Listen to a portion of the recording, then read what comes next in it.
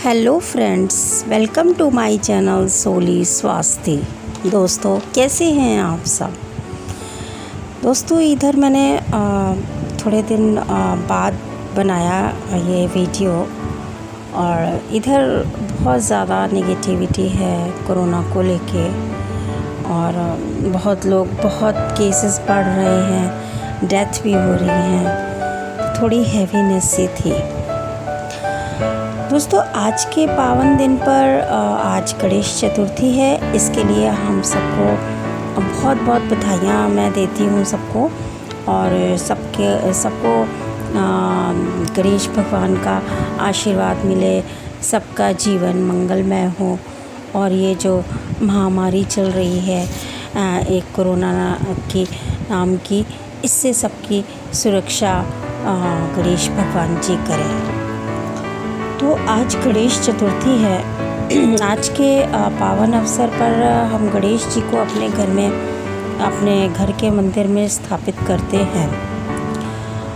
तो ये आपने देखा होगा कि फ्रेंड्स कि हम किसी भी इंसान को या किसी भी कैरेक्टर को हम अपने जीवन में क्यों लाते हैं। हम अपने घर में किस इंसान को किस पात्र को ऐसा करते हैं कि वो आता है, हम उसको इनवाइट करते हैं, उनको प्रॉपर अटेंड ऑन करते हैं, उनकी सेवा करते हैं, पूजा करते हैं, अर्चना करते हैं। किसी भी देवता, कोई भी सम्मानित व्यक्ति क्यों करते हैं? क्योंकि अभी आपके दरवाज़े कोई शराबी या नशेड़ी या कोई जुआनी आ जाए तो आप क्या करेंगे? दरवाज़ा बंद कर लेंगे और सोचेंगे ये चला जाए, इसकी छाया भी मेरे बच्चों पर ना पड़े, है ना। क्यों? क्योंकि इस तरह के इंसान से, दुर्गुणों से हर एक इंसान अपने बच्चों को, खुद को सेफ रखना चाहता है। जैसे जब हम भगवान गणेश जी को अपने घर में लाते हैं, उनकी पूजा करते हैं, अर्चना करते हैं, तो क्यों ऐसा करते हैं? क्योंकि वो हमसे ज़्यादा श्रेष्ठ हैं, सिद्ध हैं, सम्मानित हैं, आदरणीय हैं। वो तो देव भगवान हैं, स्वयं ईश्वर हैं, है ना। जब कोई व्यक्ति बहुत आदरणीय, सम्मानित आता है, हम उसको भी उसकी भी सेवा करते हैं। तो ये तो ईश्वर है, इसलिए करते हैं क्योंकि वो हमारे घर में आएंगे, उनका ऑरा और उनके गुण, उनके सद्गुण, उनकी विशेषताएं हमारे घर में आएंगी। हमारा घर उन चीज़ों से भरपूर होगा। हमारे बच्चे, हमारे घर का हर सदस्य उनकी विशेषताओं से लाभ लेगा और उनके सद्गुणों को अपनाएगा। इसीलिए तो हम उनको लाते हैं अपने घर में, चाहे कोई व्यक्ति हो, चाहे कोई भगवान की स्थापना हो। यही तो उद्देश्य होता है कि उनके सद्गुणों को हम अपनाएं, उनकी विशेषताओं को अपनाएं और अपना भी जीवन वैसे ही दिव्य बनाएं।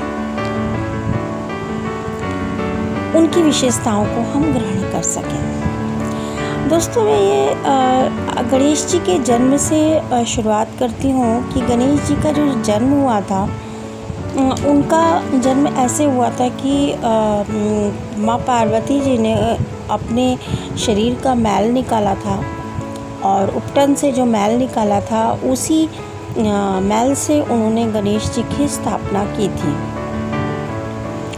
और गणेश जी को बनाया था। उन्होंने प्रॉपर रूप दिया था एक बच्चे का, वो बनाया था।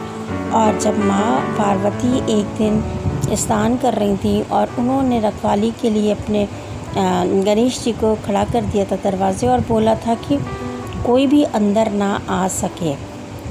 उन्होंने एक आज्ञा दे दी और वो अंदर नहीं आ सके और वो अपनी माँ की आज्ञा का पालन कर रहे थे। लेकिन उसी वक्त भगवान शिव आ गए, लेकिन उनने शिव जी को भी अंदर नहीं जाने दिया।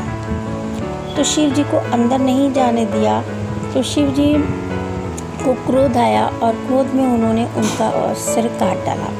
ये कहानी बहुत प्रचलित है, सभी लोग को पता है, सभी लोग अपने बच्चों को सुनाते हैं। लेकिन इस कहानी से हमको शिक्षा क्या मिलती है? दोस्तों, इस कहानी से हमको ये शिक्षा मिलती है कि जब भी हम कोई विवेकहीन कार्य करते हैं, विवेकहीन कार्य का मतलब हम परमात्मा को नहीं पहचान पाते। परमात्मा का मतलब हम कोई भी कार्य करते वक्त, यहाँ तक कि हम अपनी आज्ञा, माँ की आज्ञा का पालन कर रहे हैं, लेकिन उसमें भी अगर हम अपनी विवेकहीनता का परिचय दे रहे हैं, तो ईश्वर जो है, परमात्मा जो है, वो हमारे, चाहे हम विवेकहीनता के कारण वो कर रहे हों, चाहे हम अपने अहंकार के कारण कर रहे हों, भगवान हमारे उस सर को काट देगा। इसी तरीके से उनके दूसरे सर को स्थापित किया गया, दूसरे सर लगाया गया, जो सर विवेकपूर्ण था, जो सर ज्ञानमय था। स्वयं परमात्मा ने जिस सर को लगाया, वो सर ऐसा ज्ञानमय था, ऐसा विवेकपूर्ण था, ऐसा दूरदर्शी था। तभी उनको हर जगह पूजा से पहले श्री गणेश भगवान की पूजा की जाती है। किसी भी चीज़ से पहले जो प्रारंभ होता है, शुभारंभ होता है, वो गणेश भगवान की पूजा से किया जाता है ना, क्योंकि खुद परमात्मा ने उनका सिर लगाया और उनका सिर पूरी तरीके से विवेकपूर्ण ज्ञानमय है। इसी तरीके से हमें यही शिक्षा मिलती है कि जब भी हम कोई अहंकार से भरा हुआ कोई काम करेंगे, विवेकहीनता का कोई काम करेंगे, वो परमात्मा भी हमारे सर को काट देंगे। तो ये प्रेरणा मिली हमें इस चीज़ से। और हाथी का सिर उन पे लगाया गया। गाइस, हाथी का सिर उन पे लगाया गया। तो हाथी के सिर आप देखिए कि उन्होंने बोला जो पहला यहाँ से निकलेगा उसी का सिर मैं लगा दूँगा। लेकिन हाथी के सिर में क्या है, सबसे पहले तो उनके कान बड़े बड़े हैं। कान बड़े हैं, कान बड़े होने का मतलब है कि ज़्यादा सुनना, और कान खड़े हैं, इसका मतलब सतर्क रहना। और कान सूप जैसे हैं। कहते हैं कि जिसके बड़े कान होते हैं, सूप जैसे होते हैं, बहुत शुभ होते हैं। गणेश भगवान के भी कान सूप जैसे हैं। मतलब सूप क्या करता है, सूप जो अनाज होता है उनकी सफाई करता है, फटक के साफ़ किया जाता है ना, सूप साफ़ करता है। तो सूप जैसे कान का मतलब है कि हमारे ज़रूरी नहीं है संसार में जो भी दुनिया चल रही है, जो भी आवाज़ें चल रही हैं, जो भी वचन चल रहे हैं, जो भी लोग बोल रहे हैं, ज़रूरी नहीं है वो हर चीज़ हमारे काम की हो या हर चीज़ हित वाली हो, हितकर हो।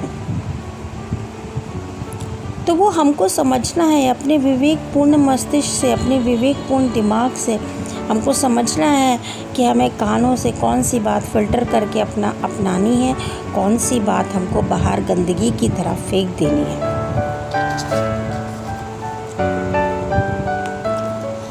ठीक है। और इसी तरीके से गणेश भगवान को एक दंताय भी कहते हैं। श्री गणेश भगवान को एक दंताय कहते हैं क्योंकि उनका एक दांत टूटा हुआ है। दोस्तों, आपने एक कहावत सुनी होगी कि इनके खाने के दांत और हैं और दिखाने के दांत और हैं। खाने के दांत और हैं, दिखाने के दांत और हैं। इसका मतलब क्या है कि डुअल पर्सनालिटी। हम अपनी लाइफ में, अपनी लाइफ को, पूरे जीवन को हम अपनी डुअलिटी के साथ डील करते रहते हैं। हम कभी भी ओरिजिनलिटी में नहीं आते हैं। जो अच्छा है, देखिए कैसे धोखा मिलता है लोगों को। बाहर किसी का व्यक्तित्व बिल्कुल अलग है और घर के अंदर बिल्कुल अलग है ना। लेकिन तभी हम परमात्मा से दूर रहते हैं। लेकिन श्री गणेश जी का एक दांत है। एक दांत का मीन्स कि एक पर्सनालिटी, वननेस, एक पर्सनालिटी। और हमको भी इसी तरीके से एक दंताय बनने की कोशिश करनी होगी। एक दंताय मीन्स वननेस। वो डुअलिटी को रिमूव करना होगा। उस डुअलिटी को रिमूव करना होगा, जिस ड्यूअल पर्सनालिटी से हम अपने जीवन को डील करते आ रहे हैं। तभी हमको परमात्मा मिलेंगे, क्योंकि स्वयं परमात्मा भी एक ओंकार है। हमारे अंदर जो ईगो है, हमारे अंदर जो भी गलत चीज़ें हैं, उनको जो हमने अपने हिडन कर रखी हैं, उनको सबको रिमूव करना होगा। और देखिए भगवान गणेश जी की मूर्ति में उनका एक पैर ज़मीन पर है। ये हमको इस चीज़ का संदेश देता है कि हमें हमेशा ज़मीन पर ही रहना चाहिए, हमें हमेशा डाउन टू अर्थ रहना चाहिए। ये धरती हमारी माँ है। चाहे हम जितने भी उठ जाएं, चाहे हम जितने सक्सेसफुल हो जाएं, हम चाहे जितना आसमान में उड़ने लायक हो जाएं, लेकिन फिर भी हमें अपनी मिट्टी से, अपनी जड़ से, अपने रूट से, अपनी मातृभूमि से जुड़े रहना चाहिए। और एक और शिक्षा मिलती है हमें कि कहानी एक और है। हम सभी लोग अपने गणेश भगवान की कहानी अपने बच्चों को सुनाते हैं और कहते हैं कि देखो, गणेश भगवान जी के लिए पूरी दुनिया उनके माता पिता थे। कि जब उनके भाई कार्तिकेय के साथ उनकी एक प्रतियोगिता हुई तो उन्होंने कहा, पूरी दुनिया का जो चक्कर लगा लेगा वो जीतेगा। कार्तिकेय जी तो निकल गए पूरी दुनिया का चक्कर लगाने, और उन्होंने अपने माता पिता के चक्कर लगा डाले। तो विजय किसकी हुई? विजय तो उनकी हुई। तो इसको क्या कहते हैं? विजय उनकी हुई। इसका मतलब हम मानव क्या करते हैं? हम मनुष्य क्या करते हैं? पूरे जीवन, अपने मानव जीवन को पूरे जीवन हम इस दुनिया का चक्कर लगाते रहते हैं, इस दुनिया के भंवर जाल में फंसे रहते हैं, इस दुनिया में फंसे रहते हैं। यहाँ के इल्यूज़न, यहाँ की जो मिथ्या है उसमें फंसे रहते, समझ नहीं पाते कि ये मिथ्या है। यहाँ के माया में, यहाँ के जो इल्यूज़न्स हैं, हम इसके ही जाल में फंस जाते हैं, मोह पाश में फंस जाते हैं। और हम इसी मोह माया के साथ ही सारी चीज़ों को, पूरे जीवन को यही मोह माया ही समझ लेते हैं। और हम इसी का चक्कर लगाते रहते हैं, जन्म जन्मांतर इसी का ही चक्कर मानव लगाता रहता है, और वो उसको परमात्मा नहीं मिलते। क्योंकि और भगवान श्री गणेश ने क्या किया? उन्होंने अपने परमात्मा को पहचान लिया। जिसने अपने परमात्मा को पहचान लिया, जिसने अपने माता पिता में परमात्मा को देख लिया, उसको स्वयं परमात्मा मिल जाते हैं। और जिसको परमात्मा मिल जाते हैं उसका तो पूरी दुनिया में वो पूजनीय हो जाता है, पूरी दुनिया में सम्मान होता है।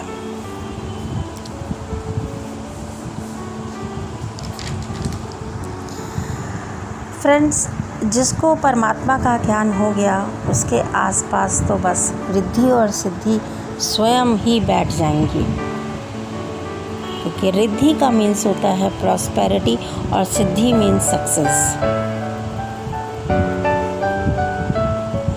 इसी तरीके से उनका बड़ा पेट जो है, उनको लंबोदराय भी कहते हैं। पेट उनका एक्सेप्टेंस या अपनेपन को हमें बताता है। हर चीज़ को एक्सेप्ट करना, हर एक को अपनापन देना।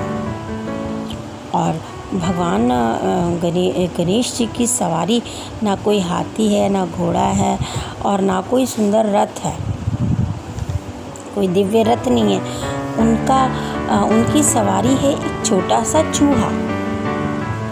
तो दोस्तों, ये चूहा कौन है? ये चूहा है एक रेस्टलेस जीव है, एक रेस्टलेस प्राणी है जो कभी चुप नहीं बैठता है। कुछ ना कुछ वो कुट करता रहता है। चाहे उसके मतलब का सामान हो चाहे ना हो, चाहे उसका भोजन हो, खाना हो या ना हो, वो उसके कांटेक्ट में जो चीज़ें आती हैं वो उनको कुतरता रहता है। वो कभी भी शांत नहीं बैठता, ना खुद शांत बैठता है। और जहाँ जो उसके आसपास लोग होते हैं, कहते एक घर में एक चूहा आ जाता है, सबकी शांति भंग कर देता है। वो चूहा जो है वो सबकी शांति, सबकी भंग कर देता है। तो वो ऐसा प्राणी है जिसकी खुद की इंद्रियों पर कंट्रोल नहीं है। वो अपने फुर्सत के पलों को भी खुद करके वो बेकार कर देता है। इसी तरीके से हम क्या कर रहे हैं, हमको जो आराम के पल हमें ईश्वर ने दिए हैं, जो भी हमें फुर्सत का पल थोड़ा बहुत देते हैं, हम क्या करते हैं, बेकार की चीज़ों में उन पलों को कुतर डालते हैं। जो हमें भगवान ने ये मानव तन दिया, हमें इस आत्मा का उत्कर्ष करने के लिए जो पल हमको मिलते हैं फुर्सत में, हम उनको किस चीज़ में लगा देते हैं। वीकेंड हमको 2 दिन की छुट्टी मिलती है, हम किस चीज़ में लगाते हैं, ड्रिंक करके, फ्रेंड्स के साथ बैठ के, गंदी बातें करके, वल्गैरिटी में, अश्लीलता में और डिस्को में जाना, या गंदी किसी के लिए योजनाएं बनाना, या किसी को धोखा देने की योजनाएं बनाना, किसी की प्रॉपर्टी वो करने की योजना बनाना, किसी की सुपारी देने की योजना बनाना। क्या करता है मनुष्य, अपनी इस सारे पलों को जो भगवान ने दिए हैं उसको चूहे की तरह कुतर के बर्बाद कर देता है। फ्रेंड्स, हमको ये भगवान जी हमारे घर में 9 दिन, 6, 7 दिन, 3 दिन अपनी सामर्थ्य के अनुसार जैसे जो स्थापित करता है, उनके पास बैठ के उनकी केवल पूजा अर्चना नहीं कि उनका अभिषेक कर दिया, उनको फूल चढ़ा दिए, उनको धूप दीप दिखा दिया, नहीं, उनकी विशेषताओं को खुद भी ग्रहण करना है। बस इसी संदेश के साथ और इसी सारी शुभकामनाओं के साथ मैं इस वीडियो को स्टॉप करती हूँ। Thank you, God bless you, love you all, thanks for watching my video, please like, share and subscribe my channel.